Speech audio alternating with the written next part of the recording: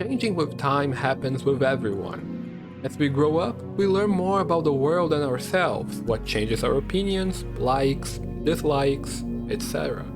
But sometimes we see people being too different online, almost like they are different people. Acid opinions and weird behavior that make us question if we really know that person. Nowadays, at least to me, people are way more comfortable being themselves online. They talk about things they like, create content showing their faces, post things about their lives to the whole world to see. But things weren't like this since ever, and it's not like this 100% of the time either. The digital world is way more accessible now, but way more dangerous too. People still lie, scam, and troll a lot of people online, not caring about anyone but themselves. I like to think that these people are the minority of internet users, but it's so easy to see people being mean online. And please don't get me wrong here. I myself used to be different online of what I was in real life. I was super well-mannered in school but acted like a troll online sometimes. And I don't know why, and I do regret that. I think that in my head I was being funny, but looking back now, I was just being inconvenient and messing up the online experience of people.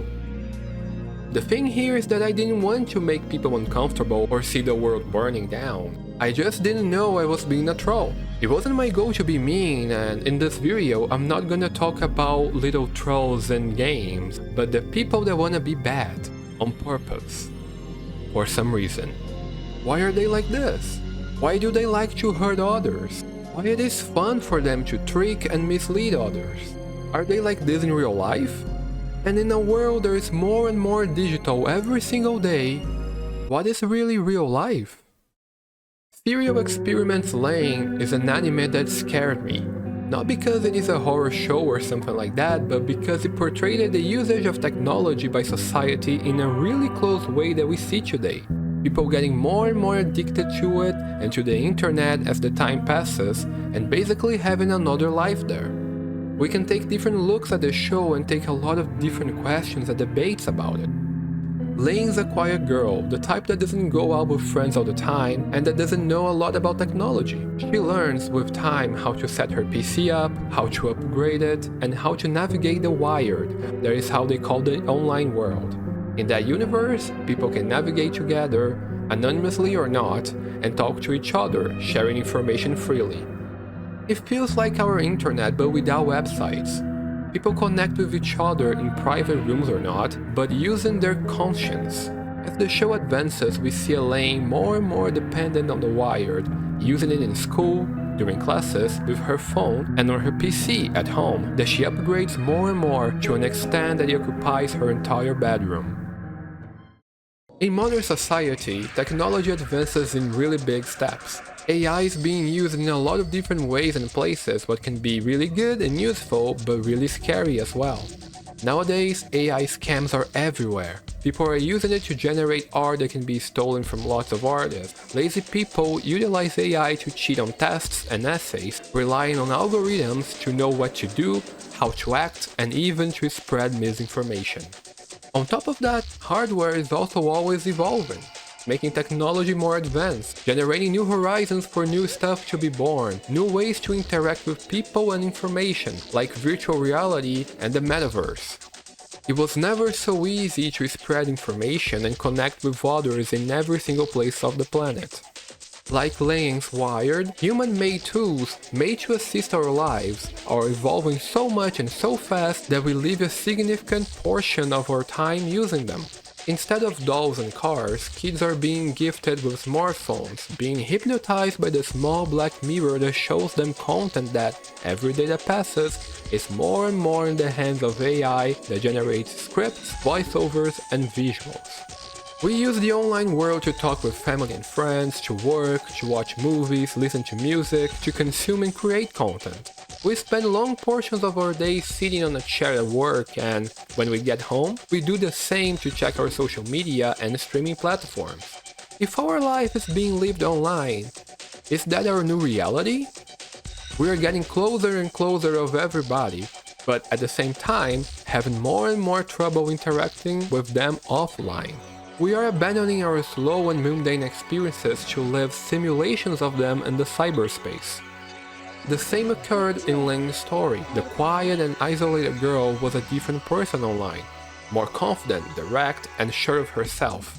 But in the end of the day, she was sitting on a chair in her bedroom, surrounded by machines and coolers, boards, and that sound a PC fans make when it's running in its full power.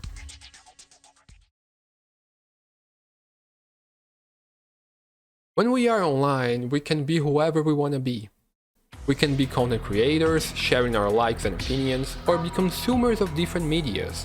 We can be ourselves without the judgment of those next to us. We don't have to share anything about our life online, yet a lot of content like daily vlogs or people sharing their routine is made every day.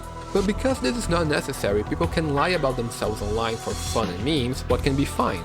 People can lie trying to have a better life online, creating a space where they were successful in areas where they didn't succeed offline. People can be idiots, saying bad things for clout or because, deep in their hearts, they are full of hate and the most disgusting opinions, and online they can meet other idiots. Everybody at some point have seen a comment, a meme, a post that was just the worst thing we saw that day, disguised as an opinion. The internet provides this feeling of being anonymous, and for some people that brings the right for animosity. Lane shared a secret of a friend online.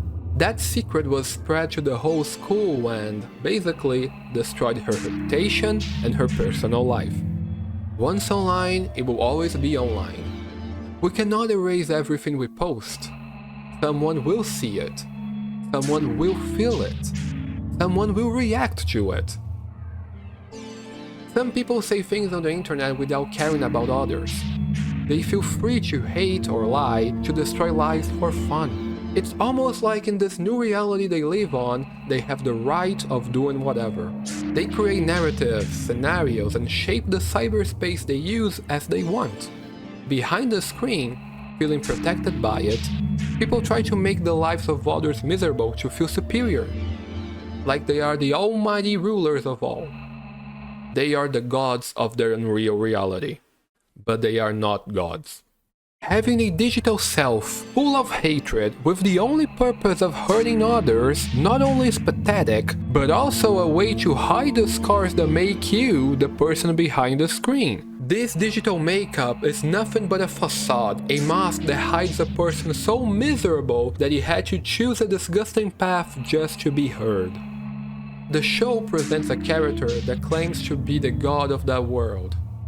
Worshipped by some in The Wired, he seems to be powerful and claims to be Lane's creator, stating that she is just software, and that her hardware holds her back from perfection. When rejected, the nice guy turns bad and scary, but it's crushed in the end. Like the fake gods on the internet, the scary liar only has power when trusted on because, in reality, he's not above anyone. As the story goes on, Lane gets in a situation that maybe indicated that it was more than one of her out there, like her body and mind were disconnected. Like this ghost I'm talking about? Maybe I'm two Toms, mind and body, or ghost and shell. The more technology advances, it seems the less we care about the physical world. Fascinated by the perfect and free digital world, we are spending our lives looking at screens that can show only the things we want to see and the things people want to say. This magical place wants us, and it's hard to refuse its call. But I don't want my mind to go and become part of an amalgamation of other minds in a space that doesn't even exist. Maybe mind and body are separate things, but I don't want to separate them. Both are part of the physical me, and I don't want to let any of them go. I believe we have souls and that they do not need our physical part to exist. But as long as I live in this world, the physical me is part of me, and I should care about it. It is easy to be overwhelmed by everything that the technological advancements can create. The future is upon us and we want to dive in it. However, we are losing our identity as beings, living and being treated as things.